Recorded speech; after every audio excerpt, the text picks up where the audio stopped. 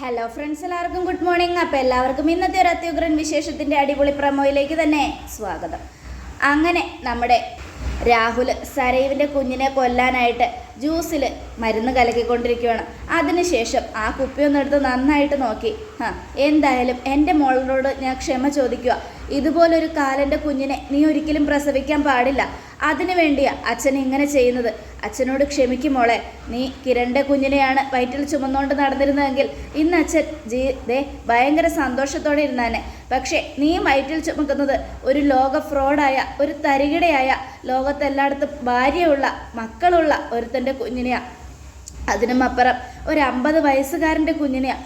ഇതെനിക്ക് ഒട്ടും സഹിക്കാൻ പറ്റാത്തൊരു കാര്യം മോളെ. ഈ വിവാഹ ജീവിതം നിനക്ക് ഞാനായിട്ട് തന്നതല്ല, നീയായിട്ട് സ്വയം കണ്ടെത്തിയതാ. പക്ഷെ എന്നാലും അവനോടൊപ്പം ജീവിക്കാനുള്ള ഇത് നിനക്കില്ല മോളെ.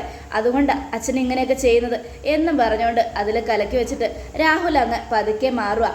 രാഹുൽ മാറിക്കഴിഞ്ഞതും ശാരി വന്നിട്ട്, മോളെ വെയിലത്തൊക്കെ പോയി വന്നതല്ലേ, ജ്യൂസ് കുടിക്ക് എന്നും പറഞ്ഞുകൊണ്ട് ആ ജ്യൂസ് എടുക്കുവാണ്. ആ ജ്യൂസ് എടുത്തപ്പോൾ രാഹുൽ പതുക്കെ അവിടെ ഇരുന്നു. ആ ഡൈനിങ് ടേബിൾ ഇരിക്കുന്നിടത്ത് അവിടെ ഇരുന്നു, ഒന്നും അറിയാത്തതുപോലെ. അല്ല, നിങ്ങളെന്താ ഇവിടെ വന്നിരിക്കുന്നേ? ഞാൻ വെറുതെ ഒന്ന് ഇറങ്ങിയതാ, വീടിൻ്റെ ഉള്ളിൽ തന്നെ എത്ര നേരം കിടക്കും എന്നും പറഞ്ഞുകൊണ്ട് രാഹുൽ അവിടെ ഇങ്ങനെ ഇരിക്കുക, തലയ്ക്ക് കയ്യും കൊടുത്ത്. ഈ സമയം സരയു, അമ്മ എനിക്ക് മുസമ്പി ജ്യൂസ് മതിയേ. ആ, മോക്ക് ഇഷ്ടമുള്ളതുകൊണ്ടല്ലേ അമ്മ മുസമ്പി ജ്യൂസ് മേടിച്ച് വെച്ചിരിക്കുന്നേ, എന്നാ കുടിച്ചോ എന്നും പറയുക. ഈശ്വര, ഞാൻ മരുന്ന് കലക്കിയ ആ മരുന്ന് ഇത് തന്നെ ജ്യൂസ് തന്നെ സരയുമോള് കുടിക്കണേ എന്നും പറഞ്ഞ് രാഹുൽ മനസ്സിൽ പ്രാർത്ഥിക്കുകയാണ്. അപ്പോഴേക്കും മനോഹർ, ആഹാ മോളെപ്പോഴാ വന്നേ? ഇതാ ഇപ്പോൾ വന്നോളൂ മനുവേട്ടാ. ആ, എന്നാൽ പിന്നെ ജ്യൂസ് കുടിക്കി. എന്നാ മനുവേട്ടൻ കുടിച്ചോ, ഞാൻ വേറെ പറഞ്ഞെടുത്ത് കുടിച്ചോളാം. ഏയ് വേണ്ട, മോള് കുടിച്ചോ. മോളല്ലേ വെയിലത്ത് വാടിത്തളർന്ന് വന്നേ. എടാ, നീ എൻ്റെ മോളെ സ്നേഹിച്ച് അവളെ വലയിലാക്കുവാണല്ലേ. എനിക്കറിയാടാ, അല്ലെങ്കിൽ എൻ്റെ മോളുടെ ജീവിതം തകർന്നു. ഇനിയും എനിക്കിത് സഹിക്കാൻ പറ്റില്ലടാ. എന്തായാലും നിന്നെ ഞാൻ വെറുതെ വിടില്ല എന്നൊക്കെ ഇങ്ങനെ ആലോചിക്കുക. അപ്പോഴേക്കും ശാരി, മോള് കുടിക്കേ, മനുമോൻ അമ്മ വേറെ ജ്യൂസ് കൊടുത്തോളാം എന്നും പറഞ്ഞ് സരയുവിനെ കൊണ്ടത് കുടിപ്പിക്കുക. സരയു ആ ജ്യൂസ് കുടിച്ചു. ഇതേ സമയം രാഹുലിൻ്റെ കള്ള നോട്ടവും കള്ള ലക്ഷണവും കണ്ട് മനോഹറിനാകെ സംശയമാവുക. മനോഹർ ഇങ്ങനെ ആലോചിക്കുക, ഇങ്ങനെങ്ങനെ ഇവിടെ എത്തിയത്? മുകളിലത്തെ മുറിയിൽ ഇങ്ങനെ കിടക്കുമായിരുന്നല്ലോ, എന്തോ തരികിട ഇയാൾ ഒപ്പിച്ചിട്ടുണ്ട്, അതുകൊണ്ട് അയാൾ ഇവിടെ വന്ന് ഇങ്ങനെ ഇരിക്കുന്നത് എന്നൊക്കെ പറയുന്നത്. അപ്പോൾ സരയു ഡ്രസ്സൊക്കെ മാറാനായിട്ട് മുകളിലേക്ക് പോകുക. അപ്പോൾ ശാരി ഈ സമയം മനോഹർ, അമ്മായിയച്ചോ? മുകളിൽ കിടന്നുകൊണ്ടിരുന്ന അമ്മായിയച്ഛൻ എങ്ങനെയാ ഇവിടെ എത്തിയത്? ഞാൻ പറഞ്ഞല്ലോ, എനിക്ക് മുകളിലിരുന്നിരുന്നെന്ന് ബോറടിച്ചു, അതുകൊണ്ടാണ് താഴേക്ക് ഇറങ്ങിയത്. അല്ല, അമ്മായിയച്ഛൻ്റെ ഈ നോട്ടത്തിലും ഭാവത്തിലും ഇരിപ്പിലൊക്കെ എന്തോ പന്തികേടുണ്ടല്ലോ. അതേടാ, എനിക്ക് നല്ല പന്തികേടുണ്ട്. കണ്ടില്ലേ, കൈ ഒടിഞ്ഞു, കഴുത്തൊടിഞ്ഞു, കാലൊടിഞ്ഞു, നടു മാത്രം ഒടിഞ്ഞില്ല, അതുകൊണ്ട് എഴുന്നേറ്റിങ്ങ് പോന്നതാണേ എന്ന് പറയുക. മനോഹറെ, എൻ്റെ മനസ്സ് മാത്രം ഇപ്പം അതിലിരിക്കുന്നത്, ബാക്കിയെല്ലാം എൻ്റെ തകർന്നിരിക്കുക. അങ്ങനെയുള്ളപ്പോൾ നീ എന്നെ ഇങ്ങനെ ഇട്ട് ഇതാക്കരുത്. എനിക്കത് വല്ലാത്തൊരു ടെൻഷനാണ്. അല്ലെങ്കിൽ തന്നെ നിന്നെപ്പോലെ ഒരുത്തൻ എൻ്റെ മോളുടെ ജീവിതത്തിലേക്ക് വന്നതിൽ ഞാൻ ആകെ വിഷമിച്ചിരിക്കുക. ഇനിയും എൻ്റെ മനസ്സിനെ വേദനിപ്പിക്കരുത്.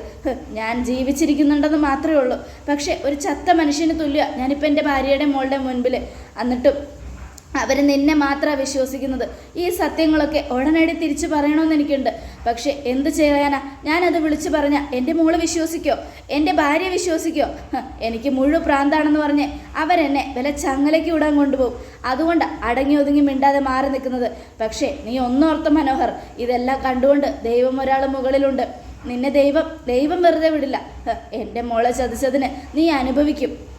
ഓ അമ്മായിയച്ച, ഇത് ഞാൻ കുറേ കേട്ടതാ അമ്മായിയച്ച. ഞാൻ എന്തനുഭവിക്കാനാ? ഞാനേ ഒന്നും അനുഭവിക്കാൻ പോകുന്നില്ല. നിങ്ങളുടെ മോളെ ഞാൻ ചതിച്ചതിനും എന്നെ ഇവിടെ കൊണ്ടുവന്നതിനും നിങ്ങളുടെ മോളുടെ മുമ്പിൽ എത്തിച്ചതിനും ഒക്കെ ഒരു ദൈവകളിയുണ്ട്. എന്താണെന്നറിയാമോ കളി? നിങ്ങളുടെ മോള് കല്യാണിയെയും നിങ്ങളുടെ പെങ്ങളുടെ കുടുംബത്തിനെയും തകർത്തില്ലേ? ആ കിരൺ എന്ന് പറയുന്നവനെ കുറേ കരയിച്ചില്ലേ? കല്യാണി എന്ന് പറയുന്നവളെ കുറേ കൊല്ലാൻ നോക്കിയില്ലേ? അവളെ ഒരുപാട് വേദനിപ്പിച്ചില്ലേ? ഇപ്പോഴും അത് തന്നെ ചെയ്തുകൊണ്ടിരിക്കുന്നത്. അതിനൊക്കെയുള്ള തിരിച്ചടിയായിട്ടാണ് ദൈവം എന്നെ അവളുടെ മുൻപിൽ എത്തിച്ചത്.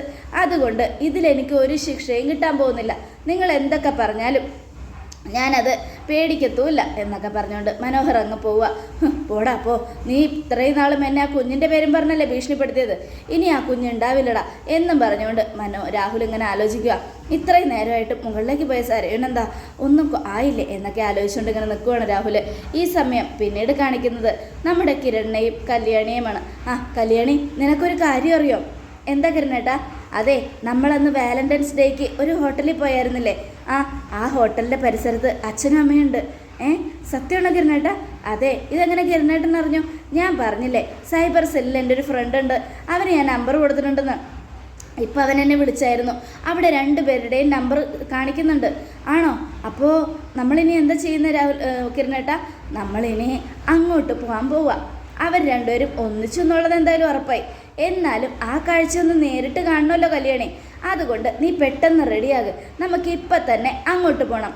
പിന്നെ നമ്മൾ എത്ര പ്രാവശ്യം അവർ 2 പേരും ഒരുമിച്ച് കാണാൻ വേണ്ടി പോയതാ കിരണേട്ടാ, എന്നിട്ടും അവരെ കണ്ടില്ലല്ലോ. അതാ എൻ്റെ സങ്കടം. പക്ഷെ കല്യാണി, എൻ്റെ മനസ്സ് പറയുന്നുണ്ട് ഇപ്രാവശ്യം നമുക്കവരെ കാണാൻ പറ്റും. അത് ഉറപ്പാണോ? ഉറപ്പാന്നേ. ദേ, എന്തായാലും നമ്മൾ ഇന്ന് പിന്തുടരുന്ന കാര്യം അവരറിയില്ല. അതുകൊണ്ട് എത്രയും പെട്ടെന്ന് താൻ വാ, പെട്ടെന്ന് തന്നെ റെഡിയാവാൻ നോക്ക് എന്നും കിരൺ പറയാണ്. ഞാൻ റെഡിയായി തന്നെ നിൽക്കുന്നത്. ഇപ്പോൾ കുളിച്ച് വന്നല്ലോ ഉള്ളൂ. തല മാത്രം ഒന്ന് ചീവി ഒരു പൊട്ട് വെച്ചാൽ മതി. എന്നാൽ പിന്നെ പെട്ടെന്നാവട്ടെ. ഇന്നവരെ കാണുന്ന ത്രില്ലില്ല ഞാൻ കിരണേട്ടാ. ഇത്ര സന്തോഷമൊന്നും വേണ്ട. അവരെ ചിലപ്പോൾ കണ്ടില്ലെങ്കിൽ അത് നിരാശയായിട്ട് മാറും. ഒരിക്കലുമില്ല കല്യാണി, അവരെ ഇന്ന് കാണുമെന്ന് തന്നെ എൻ്റെ മനസ്സ് പറയുന്നത്. എന്തായാലും താൻ വാ എന്നൊക്കെ പറഞ്ഞുകൊണ്ട് നമ്മുടെ കിരൺ അങ്ങോട്ട് പോവുകയാണ്. ഈ സമയം ഈശ്വര, അച്ഛനും അമ്മയും ഒന്നിച്ചിട്ടുണ്ടായാൽ മതിയായിരുന്നു. അവരെ ഒരുമിച്ച് കാണാൻ എൻ്റെ കിരണേട്ടൻ ഒരുപാട് ആഗ്രഹിക്കുന്നുണ്ട്. ആ കാഴ്ച ഇന്ന് ഞങ്ങൾക്ക് കാണണം. അതിനു വേണ്ടിയാണ് ഞങ്ങളിന്ന് ഇറങ്ങി പുറപ്പെടുന്നത് എന്നൊക്കെ പറഞ്ഞുകൊണ്ട് കിരണും കല്യാണിയും റെഡിയാവുകയാണ്. ഈ സമയം മറ്റൊരിടത്ത് അഗസ്റ്റിൻ അച്ചായനെയാണ് കാണിക്കുന്നത്. അഗസ്റ്റിൻ അച്ചായനാണെങ്കിൽ CS-നെ ഇട്ട് പൊളിക്കുക. എടോ, താൻ അന്ന് ഇവിടെ വെച്ച് ഞങ്ങളോടൊപ്പം ഇരുന്ന് ഭക്ഷണം കഴിക്കാമെന്ന് പറഞ്ഞിട്ടാ ഞാനും സാമുവലും എല്ലാം ഒരുക്കി ഇവിടെ കാത്തിരുന്നത്. എന്നിട്ട് അവസാനം എന്തായി? താൻ ഞങ്ങളെ തേച്ചിട്ടങ്ങ് പോയി. ഇപ്പം വരാമെന്നും പറഞ്ഞ് പോയ ആള് പിന്നെ പൊങ്ങിയിട്ടില്ല. നേരെ ഞങ്ങൾ മുമ്പിലുണ്ട്, അങ്ങോട്ട് വരാൻ പറഞ്ഞിട്ട് അവിടെയും തൻ്റെ പൊടി പോലും ഇല്ല. എന്തൊരു കഷ്ടമാണോ! താൻ എന്തിനെങ്ങനെ ഞങ്ങളെ പറ്റിക്കുന്നേ? തന്നോട് ഞങ്ങൾ എന്ത് തെറ്റാ ചെയ്തത്? എൻ്റെ അഗസ്റ്റിൻ അച്ചായ, ഞാൻ പറയുന്നൊന്ന് മനസ്സിലാക്ക്. നിങ്ങൾ എപ്പോൾ കാണാൻ വേണ്ടി ഞാൻ വന്നാലും എനിക്ക് പ്രശ്നമാണ്. ഇപ്പം തന്നെ ഞാൻ നിങ്ങളെ കാണാൻ വേണ്ടി എൻ്റെ ഭാര്യയും കൂട്ടി വന്നത്. പക്ഷേ ഇവിടെയും പ്രശ്നം. തൻ്റെ ഈ ഉടായ്പ് അങ്ങ് മനസ്സിലിരിക്കട്ടെ. താൻ വെറുതെ ഉടായ്പ് കാണിക്കരുത്, മനസ്സിലായോ? ദേ, നമ്മൾ തമ്മിലുള്ള ഫ്രണ്ട്ഷിപ്പ് തന്നെ അങ്ങ് ഇല്ലാതാവും ഇങ്ങനെ മനുഷ്യനിട്ട് പൊട്ടം കളിപ്പിച്ചാലേ. എടോ, ഇല്ലാത്തൊരു ഭാര്യ ഉണ്ടെന്നും പറഞ്ഞാലേ തനിക്ക് ഇതല്ല ഇതിനപ്പുറവും നടക്കും. എൻ്റെ അഗസ്റ്റിൻ അച്ചായ, ഞാൻ പറയുന്നത് നുണയല്ല, സത്യ. എൻ്റെ ഭാര്യയും ഞാനും തമ്മിൽ ഒന്നിച്ചു. പക്ഷെ പല പ്രശ്നങ്ങളും ഉണ്ട്. എന്നാ പ്രശ്നം എന്താണെന്ന് താൻ പറ, എന്നിട്ട് ഞാൻ വിശ്വസിക്കാം. അത് പിന്നെ എൻ്റെ ഭാര്യയുടെ ആങ്ങളയുടെ കാര്യമൊക്കെ ഞാൻ നിങ്ങളോട് പറഞ്ഞിട്ടുണ്ടല്ലോ. ആ ദുഷ്ടൻ അവനിപ്പോഴും ജീവിച്ചിരിപ്പുണ്ടോ? അവൻ ജീവിച്ചിരിക്കുന്നത് തന്നെയാണല്ലോ അച്ചായ ഞങ്ങളുടെ ടെൻഷൻ.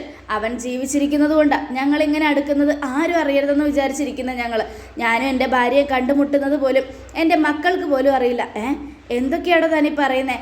അതെ അച്ചായ, എൻ്റെ മക്കൾക്ക് പോലും അതറിയില്ല. മക്കൾക്ക് അത് അറിഞ്ഞു കഴിഞ്ഞാൽ സന്തോഷത്തോടെ അവർ ഓടി വരും. ആ സന്തോഷം അവർക്ക് പറഞ്ഞറിയിക്കാൻ പറ്റാതെ അവരത് ആഘോഷിച്ച് തീർക്കും. അങ്ങനെയുള്ളപ്പോൾ അത് എൻ്റെ ഭാര്യയുടെ ആങ്ങളയായ ദുഷ്ടനറിയും. അവൻ അറിഞ്ഞു കഴിഞ്ഞാൽ എൻ്റെ ഭാര്യയ്ക്കും എൻ്റെ മക്കൾക്കും ഒക്കെ അത് ആപത്താടോ. അതുകൊണ്ടാണ് ഞങ്ങൾ തൻ്റെ മുൻപിലേക്ക് വരുന്ന സമയത്ത് എൻ്റെ മക്കൾ പിന്തുടരുന്നത് കാണുമ്പോൾ ഞങ്ങൾ മാറി മാറി പോകുന്നത്. സത്യമാണോടോ താനീ പറയുന്നത്? സത്യമാണ് അച്ചായ, ഞാൻ എന്തിനാ നുണ പറയുന്നത്? ഞാൻ പറയുന്നത് സത്യ. അച്ചായൻ എന്നെ വിശ്വസിക്കേ. ശരി, ഞാൻ വിശ്വസിക്കാം. പിന്നെ നിങ്ങളെ എവിടെ വെച്ചൊന്ന് കാണാൻ പറ്റും? അതൊക്കെ കാണാം. അച്ചായൻ ധൈര്യമായിട്ടിരിക്കേ. എന്നാലേ എൻ്റെ മക്കൾ എന്നെ പിന്തുടരുന്നുണ്ട്, ഞങ്ങളൊന്ന് പോട്ടെ എന്നും പറഞ്ഞുകൊണ്ട് രൂപയും CS അവിടെ നിന്ന് പോവുകയാണ്. ഈ സമയം രൂപയുടെ അടുത്ത് എടോ, അഗസ്റ്റിൻ അച്ചായൻ നല്ല കലിപ്പിലാണ്. ഞാൻ കാര്യങ്ങളൊക്കെ പറഞ്ഞ് മനസ്സിലാക്കി. പക്ഷേ അച്ചായന് വല്ലാത്ത ദേഷ്യം. പറഞ്ഞിട്ട് എന്താ കാര്യം? അച്ചായൻ്റെ ദേഷ്യത്തിനും നമുക്ക് തെറ്റ് പറയാൻ പറ്റില്ല. കാരണം എപ്പോൾ കാണാമെന്ന് പറഞ്ഞാലും അച്ചായനെ നിരാശപ്പെടുത്തിക്കൊണ്ടല്ലേ നമ്മൾ ഓരോന്ന് ചെയ്യുന്നത്. എന്ത് ചെയ്യാനാ എന്നൊക്കെ ആലോചിച്ചുകൊണ്ട് ഇങ്ങനെ നിൽക്കുകയാണ്. CS രൂപയോട് പറയണത് കേട്ടതും ഇനിയിപ്പോൾ എന്ത് ചെയ്യും ചന്ദ്രേട്ടാ? നമുക്ക് എപ്പോഴെങ്കിലും അയാളെ ഒന്ന് കാണണം, നേരിട്ട് കാണണം. എന്നാലും അയാൾ വിശ്വസിക്കോളൂ. ഇപ്പോഴും ഞാൻ പറഞ്ഞപ്പോൾ അയാൾ ശരിയെന്ന് പറഞ്ഞ് പോയെങ്കിലും അയാൾക്ക് നല്ല സംശയമുണ്ട്, നല്ല സങ്കടമുണ്ട്.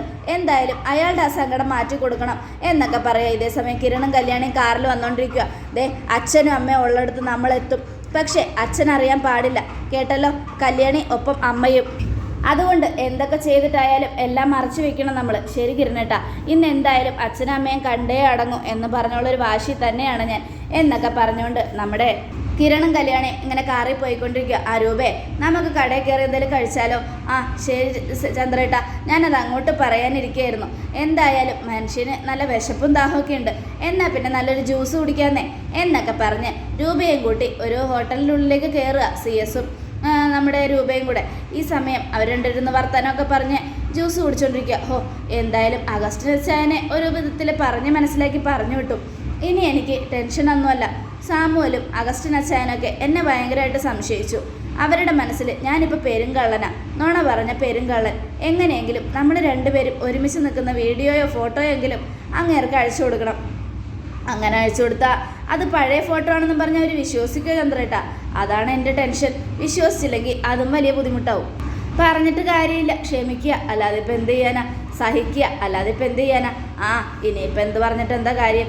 സാർ ജ്യൂസ് എന്ന് പറഞ്ഞ് ജ്യൂസ് കൊണ്ടുവന്ന് കൊടുക്കുക.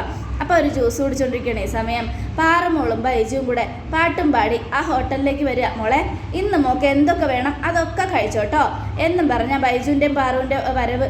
ബൈജുവിൻ്റെ വരവ് കണ്ടതും CS പെട്ടെന്ന് തലവൊക്കി നോക്കിയപ്പോൾ ദേ വരുന്നടാ ബൈജു. അയ്യോ രൂപേ, എന്തു പറ്റി ചന്ദ്രേട്ടാ? നമ്മൾ പെട്ടല്ലോ രൂപേ. ഇപ്രാവശ്യം നമ്മുടെ മക്കളല്ല നമ്മളെ പിന്തുടർന്നിരിക്കുന്നത്. പിന്നെ ആരാ ചന്ദ്രേട്ടാ? ബൈജുവും പാറുമോളും. ബൈജുവോ? അതെ, ദേ പിന്നിലേക്കൊന്ന് തിരിഞ്ഞു നോക്കിയേ. അപ്പോൾ രൂപ പതുക്കെ തിരിഞ്ഞു നോക്കുമ്പോൾ അത് സത്യമാണ്. ബൈജുവും പാറുവും വരിക. ഈശ്വര, ഇനിയിപ്പോൾ എന്ത് ചെയ്യും? ബൈജുവും പാറും നമ്മൾ ഒരുമിച്ച് കണ്ട നമ്മുടെ മക്കളെക്കാൾ സന്തോഷമായിരിക്കും അവർക്ക്. കാരണം നമ്മൾ ഒന്നിക്കാൻ വേണ്ടി ഏറ്റവും കൂടുതൽ ആഗ്രഹിച്ചതും ദേ പാറുമോള. അതുകൊണ്ട് ദേ ഇതിപ്പോൾ നമ്മൾ കണ്ട പണിയാവുമല്ലോടോ. പതുക്കെ ഇവിടെ നിന്ന് മുങ്ങാനും പറ്റാത്തൊരവസ്ഥ. ഈശ്വര, ഇനിയിപ്പോൾ എന്താ ചെയ്യുക എന്നൊക്കെ പറഞ്ഞുകൊണ്ട് അവർ നിൽക്കുകയാണ്. ബൈജുവും പാറുവും രൂപയെ CS-നെയും കാണുമെന്നറിയാൻ തീർച്ചയായിട്ടും കാത്തിരിക്കുക. ഇന്നത്തെ എപ്പിസോഡിനായിട്ട് എല്ലാവർക്കും ഒരിക്കൽ കൂടെ നല്ലൊരു ശുഭദിനം തന്നെ ആയിക്കോട്ടെ. Thank you friends.